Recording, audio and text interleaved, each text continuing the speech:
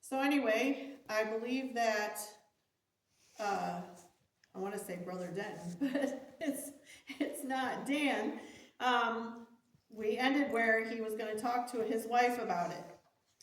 Long after Lori and the boys retired, Dan remained shut up in the upstairs room. First, he spent a long time in prayer.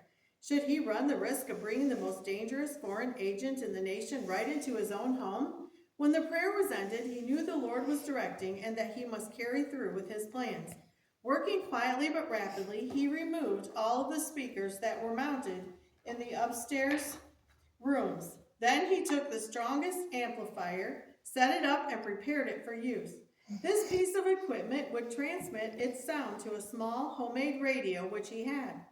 By 2 o'clock in the morning, he had the transmitter hidden away in a closet, had been in the attic, and had placed microphones over the 2 main rooms that were to be rented, and had tested them to be sure that the conversations below would be picked up clearly in his own rooms.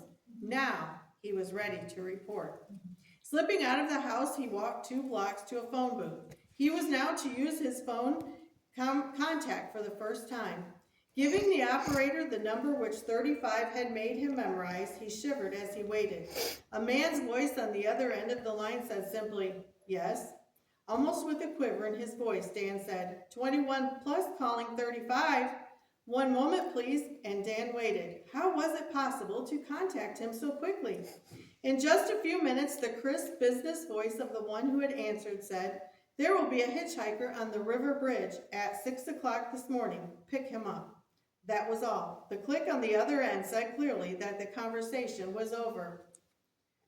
Promptly at 6 o'clock, Dan eased his car onto the rickety river bridge and immediately saw a figure walking near the center. A thumb went up and Dan opened the door for a well-disguised 35. 21 plus, he said immediately. Our information was right. The agent we have been expecting is somewhere in the area and has already been hired as a carpenter at the plant. He also has his so-called son. Now our job is to find them. Trying not to appear excited, Dan said quietly, "That's already taken care of. I know where they are and already have them staked out and ready to check on their every move." For a moment, 35 lost his composure and almost shouted at Dan, "Well, tell me about it." So as Dan drove through the country roads, he related to 35 how the agents had come to his house, how he put them off until today, how he had their rooms bugged and ready to catch everything they said while in their rooms. 35 was so excited he could hardly contain himself. "There's only one problem," Dan continued. "I do not have any recording equipment and could not stay in the room all the time, but I have a plan that will take care of that. If we had another room somewhere within 200 yards of my house, I am sure I could transmit everything into a little receiver that I have, and it could be recorded there. That would be much safer, too. Now there is one empty upstairs room in the bank building just across the street from us. The window faces our house and would make a perfect place for a watchman. I know I can transmit that far. I also know the owner very well and think he would rent it to a friend of mine." "Get it at once and I'll move in," 35 exulted. The family moved in. Dan's friend took the room over the bank, but he looked entirely different from the normal 35. The transmitter and receiver both worked perfectly, and 35 was getting excellent recordings. The newspapers began to report some minor incidents of sabotage at the munitions plant. One day, as Dan drove out, the gentleman who lived over the bank waved him down, and in a loud voice said, "Reverend, I missed my bus. May I ride into K with you?" And he quickly got in. "You've read about the so-called minor incidents?" he asked, and when Dan answered in the affirmative, continued, "It's your men that are directing it, but thanks to your transmitter, we know ahead of time what they are up to and are even setting up cameras and getting some good pictures of them in the very act. When we get ready to close in, we will have a good catch. Now, 2 very important things before you let me out. First, keep your eyes open and be very careful not to arouse their suspicions. We have had to break up 2 or 3 of their plans in the last few days and have captured 2 of their couriers with secret papers. They are sure someone is onto them and are desperately trying to find out where the leak is. They would kill you in a minute if they knew your secret, so be careful.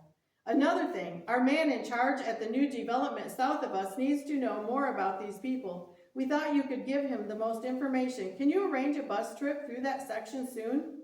Dan thought, then said, "Why, yes, I think I can." There's a church near there that has wanted me to come for a service. I can arrange it within the next few days. Then, said 35, let's plan it now. You said you know how to alter your looks. What will you look like that day? Dan thought, then confided, I'll look like myself when I leave home. When I change buses, I will change in the restroom.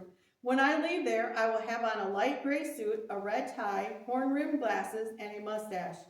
Fine, laughed 35. I like to see you like that. Now, said 35, when you know your schedule, put it on your transmitter, and I will take care of the rest. Your contact number 67 will board the bus at the big city and manage to sit with you. He will identify himself by asking if you have seen any good movies lately. And 21 plus, please be careful for you are in this thing too deeply to get out, and your life is in real danger. With a quick grasp of the hand, he was gone.